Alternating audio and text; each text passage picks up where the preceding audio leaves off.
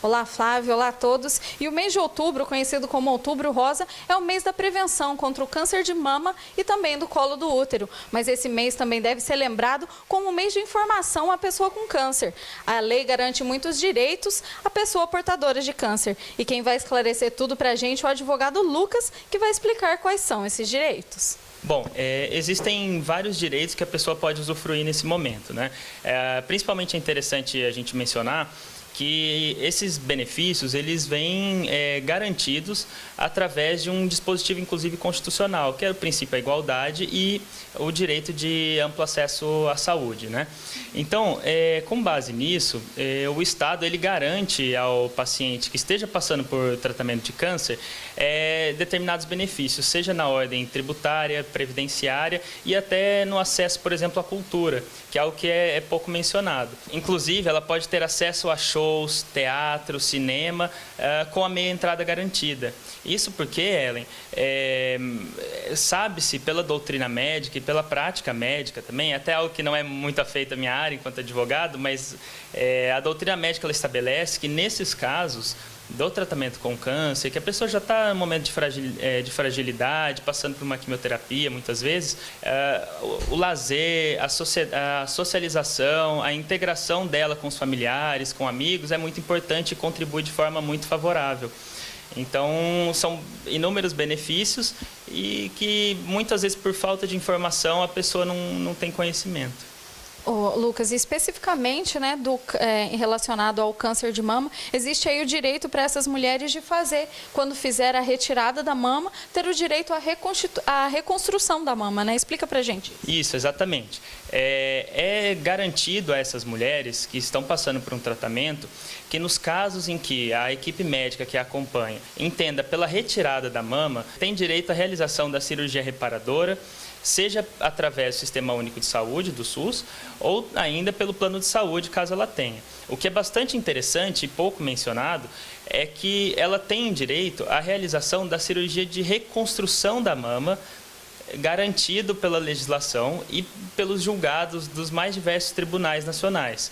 Lucas, em relação aos direitos trabalhistas, quais são alguns direitos que a pessoa com câncer tem no ambiente de trabalho?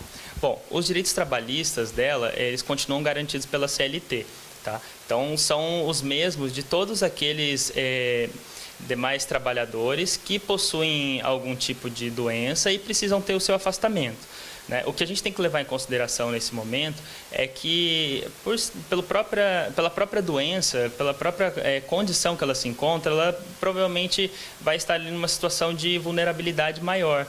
Então, há a flexibilização de algumas normas. Outra situação bastante interessante, que foge até um pouco do ambiente de trabalho, é que hoje em dia, com o diagnóstico cada vez mais precoce, muitas mulheres em idade escolar ou idade universitária acabam descobrindo que têm a doença e às vezes não sabem que possuem alguns direitos específicos, né? Então, por exemplo, surge o direito dessas mulheres ou de qualquer outro paciente que esteja passando por um tratamento de câncer de realizar, por exemplo, provas em casa, realizar os estudos à distância. E isso até é um caso bastante interessante, que inclusive as faculdades, universidades, escolas não têm esse conhecimento e acabam, mesmo que sem querer, dificultando um pouco esse trâmite, esse afastamento do aluno, né, durante esse período. Lucas, infelizmente, por causa da demora, alguns pacientes acabam abrindo mão desses direitos, né, por ter que ficar esperando demais, já é um momento de fragilidade, né, um momento doloroso. E o que você vê como advogado, né? O que você tem visto no seu dia a dia? Qual conselho você tem para dar para essas pessoas que às vezes desistem, né, aí no meio do caminho? Bom, infelizmente, essa é uma realidade que a gente acaba verificando no nosso dia a dia, né? Muitas vezes os órgãos públicos, até pela carga de trabalho realmente exacerbada, acabam por ter um procedimento muito mais demorado. O que a gente tem que tutelar nesse momento e estar bastante atento é que o paciente com câncer está numa situação de bastante fragilidade e qualquer coisa que venha a aumentar essa sensação pode ser prejudicial para o tratamento.